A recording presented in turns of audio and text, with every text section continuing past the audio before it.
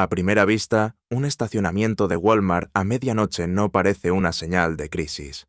Hay sedanes estacionados cerca de la entrada, algunas camionetas en las filas más oscuras y varios vehículos que parecen estar esperando a alguien.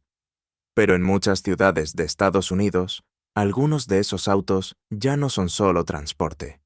Para ciertas personas, se han convertido en el lugar donde duermen, guardan sus pertenencias y tratan de mantener una rutina mínima antes de volver al trabajo al día siguiente. Lo más difícil de aceptar es que muchas de estas personas no están fuera del mercado laboral. Algunas tienen empleo, algunas trabajan turnos largos, otras combinan dos ingresos y aún así no logran pagar renta-deuda, comida, gasolina, seguro y servicios al mismo tiempo.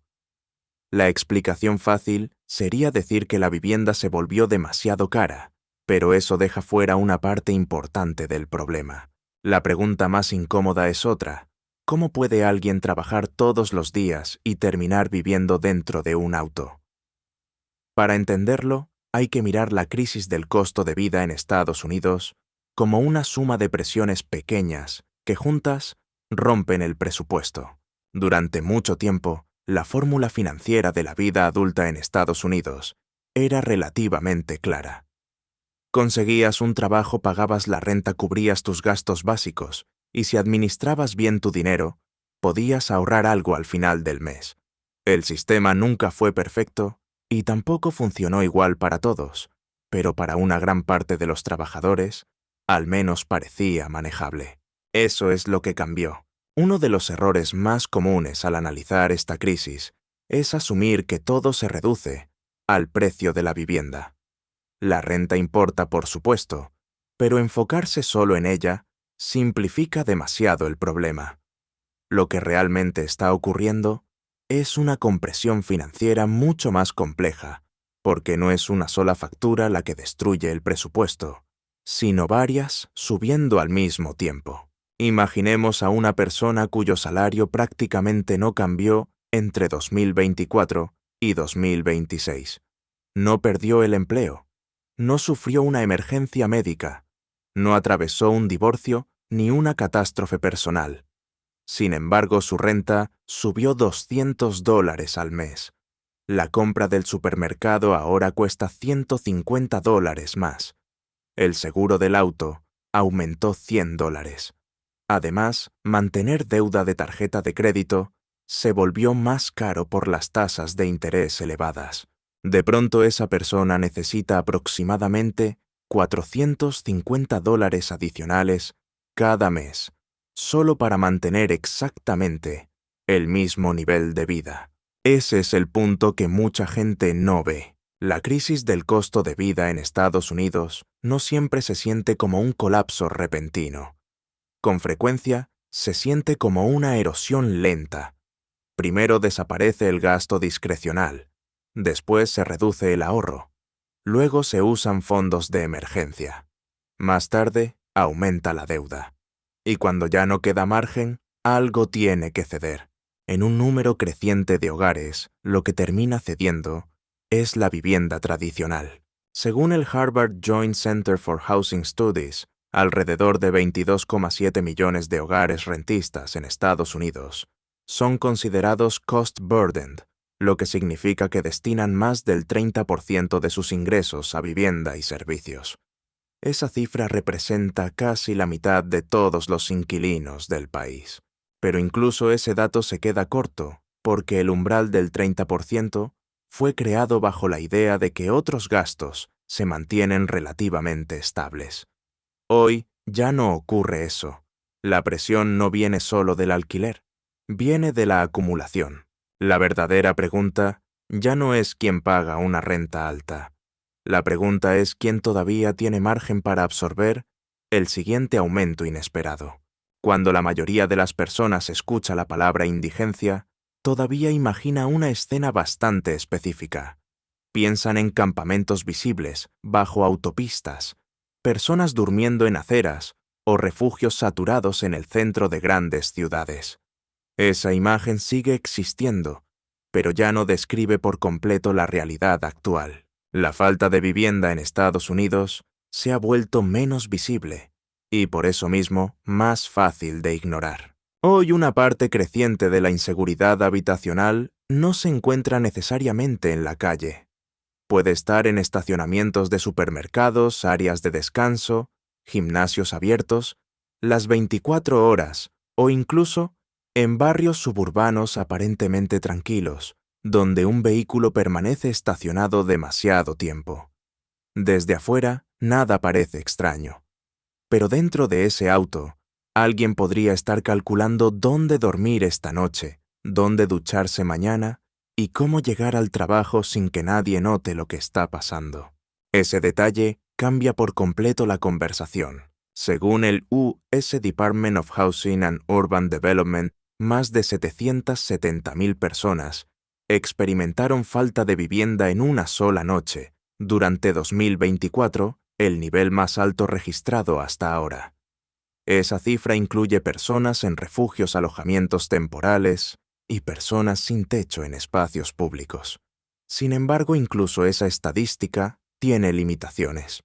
El problema es que no todos encajan fácilmente en las categorías tradicionales. Una persona que duerme dentro de su automóvil, técnicamente, puede no aparecer como sin vivienda de la misma manera que alguien en una acera. Pero funcionalmente, ambas comparten el mismo problema central: ninguna tiene acceso estable, seguro y predecible a una vivienda. Eso obliga a replantear una suposición importante. La crisis de vivienda ya no consiste solamente en quién puede comprar una casa o pagar una hipoteca. Cada vez más, también se trata de quién puede conservar una situación habitacional estable, mes tras mes. Dicho esto, también conviene evitar generalizaciones exageradas. No todas las ciudades están bajo la misma presión. En algunos mercados los alquileres se han enfriado desde sus máximos de 2022. Algunas regiones también expandieron refugios o programas de asistencia. Eso importa porque muestra que la situación no es uniforme. Aún así, la tendencia nacional sigue siendo preocupante, especialmente porque el problema está alcanzando a personas que desde afuera parecen completamente estables. Y eso lleva a una pregunta aún más importante. ¿Quiénes son exactamente los más vulnerables? Uno de los mayores errores al analizar esta crisis es tratar a todos los afectados como si formaran un solo grupo. No todas las personas bajo presión financiera enfrentan el mismo nivel de riesgo ni reaccionan de la misma manera cuando sus costos mensuales aumentan. Para entender por qué algunas personas terminan viviendo en sus autos, primero hay que separar los grupos más expuestos. El primer grupo está formado por trabajadores de bajos salarios en sectores esenciales. Aquí entran empleados de retail, restaurantes, hospitalidad, limpieza, cuidado de personas mayores y otros trabajos de servicio. El problema no es necesariamente la falta de empleo. Muchos trabajan de forma constante e incluso con jornadas largas. El problema es que en numerosos mercados urbanos los salarios crecieron mucho más lento que los gastos esenciales. Tener trabajo ya no garantiza estabilidad si el costo de sobrevivir aumenta más rápido que el ingreso. El segundo grupo incluye trabajadores de la gig economy y empleo flexible.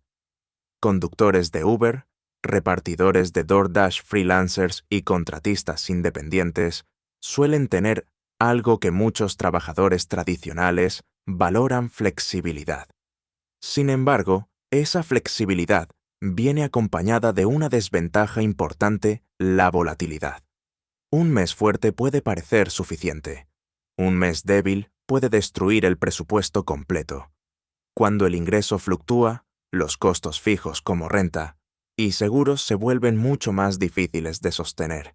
El tercer grupo son los jubilados con ingresos fijos. Para ellos, el problema tiene una dinámica distinta. Su ingreso mensual puede permanecer estable durante años, especialmente si depende de seguridad social o ahorros de retiro. Pero sus gastos no permanecen quietos. El seguro, la atención médica, la vivienda y la alimentación continúan subiendo. Esa diferencia entre ingresos estáticos y costos dinámicos puede erosionar la estabilidad más rápido de lo que muchos anticipan. El cuarto grupo es también el más inquietante, porque rompe una creencia profundamente arraigada sobre seguridad económica. Aquí encontramos a trabajadores aparentemente estables de clase media, enfermeros maestros, empleados, administrativos, trabajadores de logística o familias con 2 ingresos. Este grupo resulta especialmente revelador porque históricamente el empleo estable funcionaba como barrera contra la inseguridad habitacional. Esa barrera hoy es más débil. Eso no significa que todos los trabajadores estén al borde del colapso. Sería una exageración. Sectores de altos ingresos como tecnología, finanzas o medicina especializada siguen mostrando una capacidad mucho mayor para absorber inflación y aumentos de costos. La presión no se distribuye de manera uniforme, pero la distancia entre estar empleado y enfrentar inseguridad habitacional claramente se ha reducido. Y cuando incluso personas con rutinas aparentemente normales empiezan a perder margen financiero, la conversación deja de ser solo sobre pobreza extrema. Empieza a ser sobre fragilidad económica dentro de la población trabajadora. Una vez que entendemos quién está bajo mayor presión financiera, aparece una pregunta inevitable. Si la vivienda se vuelve demasiado cara, ¿por qué tantas personas terminan viviendo dentro de un auto? A simple vista, parece una solución extrema. Mucha gente asume que antes de llegar a ese punto, siempre existen alternativas más razonables, como mudarse con familiares, conseguir compañeros de vivienda o recurrir temporalmente a refugios. En teoría, esas opciones existen. En la práctica no siempre están disponibles, y cuando lo están, suelen venir acompañadas de costos sociales, emocionales o logísticos que rara vez se discuten. La primera razón por la que los autos se convierten en refugio es bastante simple. Para muchas personas, el vehículo es el último activo importante que todavía controlan. Una persona puede agotar sus ahorros, aumentar su deuda o retrasarse en la renta. Pero mientras conserve un auto funcional, aún conserva algo esencial: movilidad y un espacio cerrado donde pasar la noche. Eso importa más de lo que parece. A diferencia de una vivienda tradicional, un auto no requiere contrato, depósito, revisión de crédito ni aprobación de ingresos. No hay un propietario evaluando si calificas. No existe un proceso burocrático. El refugio ya está ahí y puede convertirse en vivienda de un día para otro. La segunda razón es la movilidad. Un auto no solo ofrece un lugar para dormir, también permite desplazarse entre oportunidades laborales, zonas más seguras y espacios con acceso a servicios básicos. Esa flexibilidad tiene un valor económico real, especialmente para personas con trabajos inestables o múltiples fuentes de ingreso. Dormir cerca del trabajo puede reducir gasolina. Estacionarse cerca de un supermercado facilita comida y agua. Permanecer cerca de un gimnasio permite acceso a duchas. Cuando el margen financiero es pequeño, la conveniencia deja de ser comodidad y se convierte en estrategia de supervivencia. La tercera razón es más incómoda, porque revela una lógica financiera difícil de ignorar. Muchas personas comparan el costo actual de la vivienda con el costo temporal de vivir en un vehículo, y esa comparación puede producir conclusiones sorprendentes. En Florida, por ejemplo, una mujer alquiló una van de U-Haul por $19,95 al día más millaje. Durante aproximadamente 10 días, el costo total fue de unos $245. No era cómodo, tampoco sostenible a largo plazo, pero comparado con hoteles o alquileres de corto plazo, la diferencia era enorme. Ese contraste expone una verdad incómoda. Vivir en un auto no necesita ser cómodo para parecer racional, solo necesita sentirse más barato que las alternativas disponibles. Pero esa lógica tiene una trampa importante, porque eliminar la renta no significa eliminar el costo de la vivienda. Solo significa cambiar su estructura, y ese cambio trae nuevos riesgos que muchas personas subestiman. Aquí es donde muchas personas simplifican demasiado la realidad. Desde afuera, vivir en un auto puede parecer una ecuación relativamente directa. Si eliminas la renta, reduces tu gasto principal y ganas margen financiero. Sobre el papel, la lógica parece clara. En la práctica, la situación es mucho más compleja. El mayor error es pensar que la parte más difícil de esta experiencia es dormir dentro del vehículo. Para la mayoría, dormir no es el problema central. El verdadero desafío es todo lo que rodea al sueño. Cuando un auto se convierte en hogar, actividades que antes eran automáticas empiezan a requerir planificación constante. Cada día se transforma en una cadena de decisiones pequeñas, pero críticas. La primera pregunta suele ser la más básica. ¿Dónde estacionarse esta noche? No todos los lugares son seguros.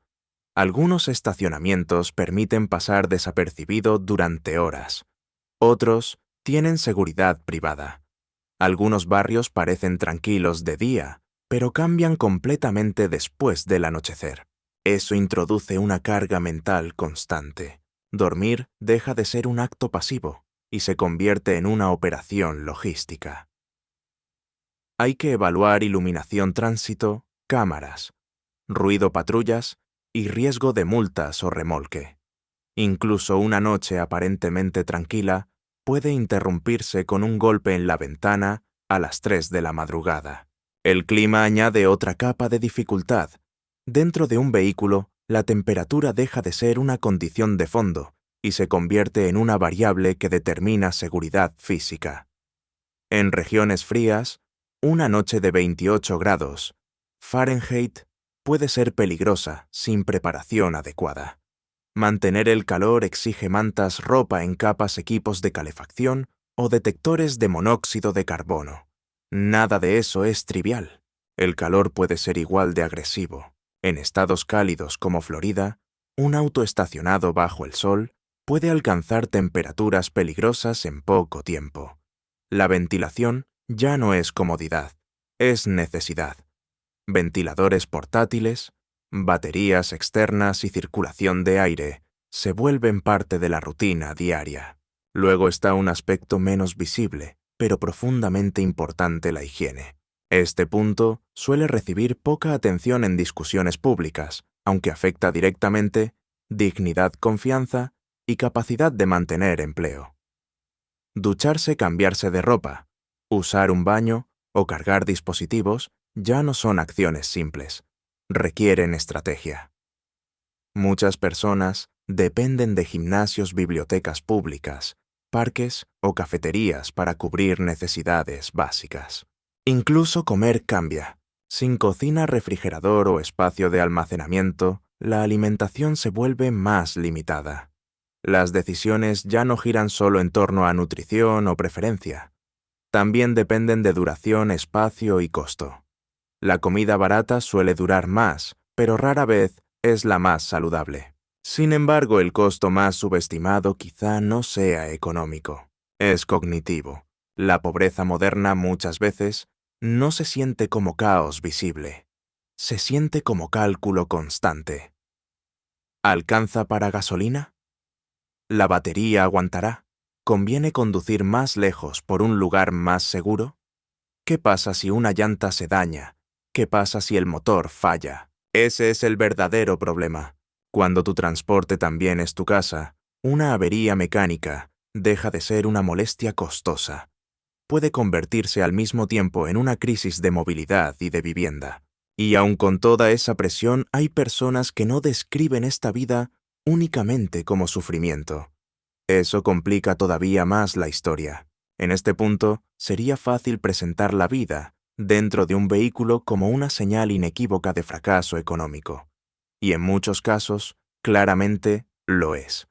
Pero detener el análisis ahí sería simplificar demasiado una realidad que en verdad es más ambigua. No todas las personas que viven en autos vans o camionetas describen esa experiencia de forma negativa. De hecho, algunas hablan de ella en términos sorprendentemente positivos. Durante los últimos años, el estilo de vida conocido como van life ganó visibilidad en redes sociales y plataformas de video. Para ciertos grupos, vivir en un vehículo representa movilidad, independencia y menores obligaciones financieras. Freelancers, trabajadores remotos, jubilados e incluso creadores digitales han adoptado este estilo no necesariamente por crisis, sino por preferencia. Desde esa perspectiva, eliminar renta mensual puede liberar una parte importante del presupuesto.